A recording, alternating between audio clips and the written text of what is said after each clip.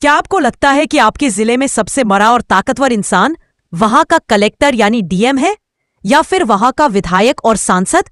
अगर आप हाँ सोच रहे हैं और आप एक आदिवासी क्षेत्र यानी शेड्यूल्ड एरिया में रहते हैं, तो आप बिल्कुल गलत हैं।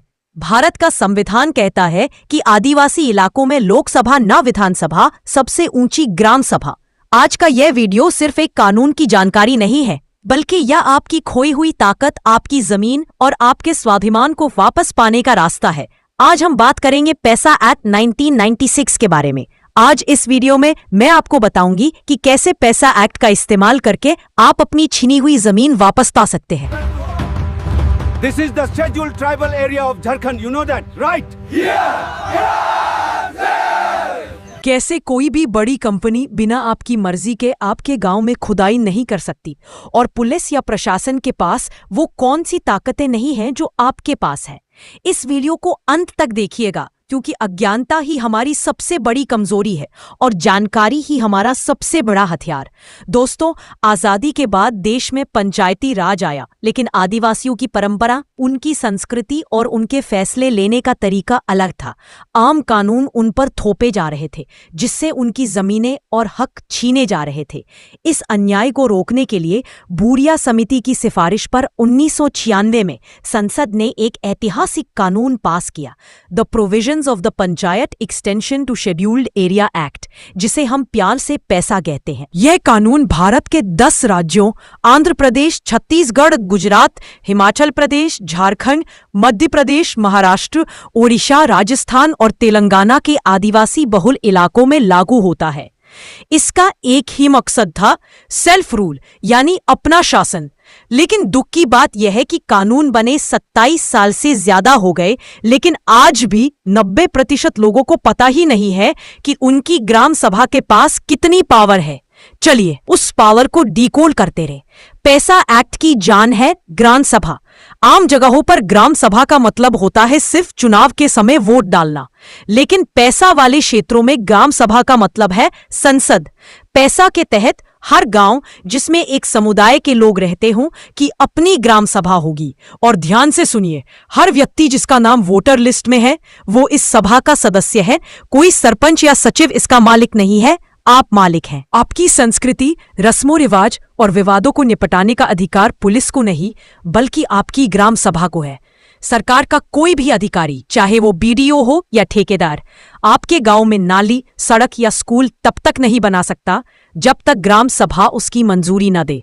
यहां तक कि सरकार से आया एक एक पैसा कहां खर्च हुआ, इसका यूटिलाइजेशन सर्टिफिकेट ग्राम सभा ही देगी। अगर आपने साइन नहीं किया तो वो पैसा पास नहीं माना जाएगा। सोचिए, अगर ठेकेदार रोड गलत बना रहा है तो आप काम रुकवा सकते हैं। ये पावर आपको पैसा देता है। लेकिन दोस्तों, अब आते हैं उस मुद्दे पर जिसके लिए आप ये वीडियो देख रहे हैं, जल, जंगल और जमीन। अक्सर देखा जाता है कि कोई बाहरी व्यक्ति, साहूकार या कोई कंपनी आदिवासियों की जमीन धोखे से, डराकर या शादी करके अपने नाम करवा लेता है। पैसा एक्ट की धारा 4 में यहां आपकी ढाल बनकर खड़ी होती है। मान लीजिए आपकी जमीन किसी ने अवैध रूप से कब्जा ली है। पैसा एक्ट ग्राम सभा को यह शक्ति देता है कि वो तो आदिवासी जमीन के अवैध हस्तांतरण को रोके, और अगर जमीन ले ली गई है तो उसे वापस यानी रिस्टोर करवाए। अगर आपके साथ ऐसा हुआ है तो आपको कोर्ट कचहरी के चक्कर बाद में काटने हैं। पहले अपने गांव में ग्राम सभा की बैठक बुलानी है। ग्राम सभा में प्रस्ताव पास करें कि फला जमीन आदिवासी की थी और उस पर गलत कब्जा हुआ है। पैसा के तहत ग्राम सभा को अधिकार है कि वो कलेक्टर या सक्षम अधिकारी को आदेशित करे कि जमीन वापस दिलाई जाए। राज्य के कानूनों के साथ मिलकर पैसा ग्राम सभा को एक तरह की वीटो पावर देता है। इसके अलावा अगर सरकार को आपकी जमीन चाहिए किसी डैम, फैक्ट्री या प्रोजेक्ट के लिए, तो पैसा एक्ट साफ कहता है कि भूमि अधिग्रहण यानी लैंड एक्विजिशन से पहले ग्राम सभा से परामर्श लेना अनिवार्य है। बिना ग्राम सभा से पूछे आपकी जमीन का 1 इंच भी नहीं लिया जा सकता।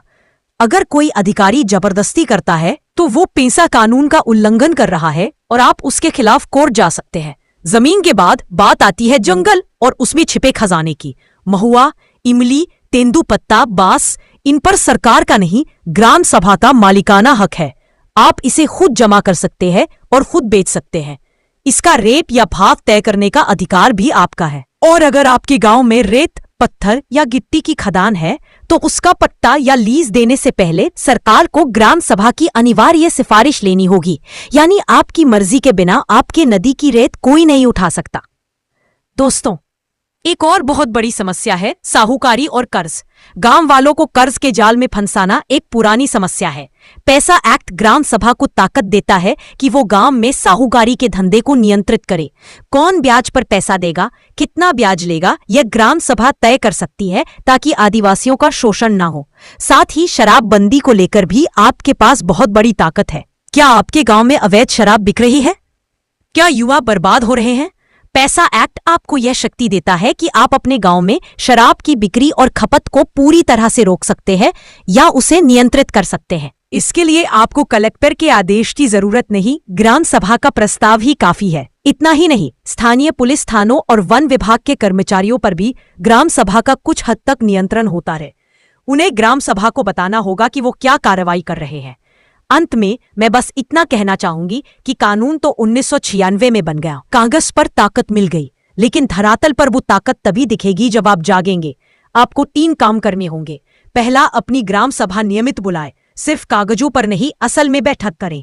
दूसरा, रजिस्टर मेंटेन करें, हर बैठक और फैसले को लिखित में रखें क्योंकि यही आपका सबसे बड़ा सबूत है। और तीसरा, संगठित हों क्योंकि एक अकेला आदमी टूट सकता है लेकिन पूरी ग्राम सभा को कोई नहीं तोड़ सकता। पैसा कोई साधारण कानून नहीं है, यह आदिवासियों के अस्तित्व का रक्षा कवच है। इसे समझिए, पढ़िए और दूसरों को समझाइए। अगर आप चाहते हैं कि मैं पैसा एक्ट के तहत शिकायत पत्र कैसे लिखें या प्रस्ताव कैसे पास करें, इस पर अलग से वीडियो बनाऊं तो नीचे कमेंट में जागो आदिवासी जरूर लिखें।